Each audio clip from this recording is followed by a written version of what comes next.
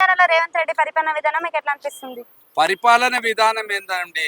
పరిపాలన విధానంలోనూ ఒక విద్యాశాఖ మంత్రులు లేరు. అటు విధానంగా ఆలోచన చేస్తే, మరో విధానంగా ఆలోచన చేస్తే హోమ్ మినిస్టర్ గారు లేరు. అదే అదే విధంగా ఆలోచన చేస్తే మరియు ఐటీ శాఖ ఇది ఏడు యూత్ శాఖ మినిస్టర్ గారు లేరు. అన్ని ఓ ఏడాది గడిచిపోయినా కానీ గతాన్ని తిరిగి చూస్తే ఎన్ని చూస్తారండి? ఒక వ్యక్తి ఇప్పుడు మున్సిపల్ శాఖ కూడా మినిస్టర్ గారు లేరు. ఇన్ని శాఖలు లేకుంటే మున్సిపల్ వ్యవస్థ కూడా దిగ్బంధనం అవుతుంది.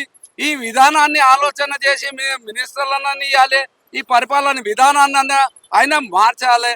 ఎందుకంటే ఒంటెత్తి పోకడతోటి కాంగ్రెస్ ను కౌగిలించుకొని ప్రేమతోటి తీసుకొచ్చిన ఈ ప్రజలకు కేసీఆర్ మీద మల్ల మమకారానికి వసతులు దారిలు చూపిస్తున్నారు. కానీ కాంగ్రెస్ ఇంద్రమ్మ రాజ్యం అంటుర్రు, అన్ని రాజ్యాలు అంటుర్రు. కానీ ఈడ మామూలు ప్రజలకు సౌకర్యాలు లేని వ్యవస్థ అవుతుంది.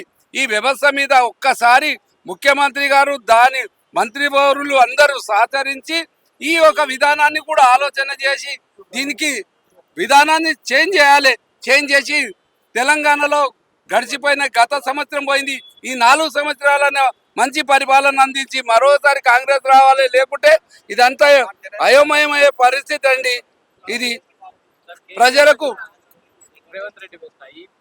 రేవంత్ రెడ్డి వేస్ట్ అనడం కాదు, ఏదైతే శాఖలను భర్తీ చేయక, శాఖలు లేక ఒక్క వ్యక్తే ఇన్ని చూసడంతో ఆయనకు కూడా ఇబ్బంది అనుకుంటున్నాం మేము. రవాణా శాఖలో ఏదైతే మహిళలకు ఉచితం అన్నారు, ఆ ఉచిత మహిళలకు కూడా సరిగా లేదని మేము అనుకుంటున్నాం.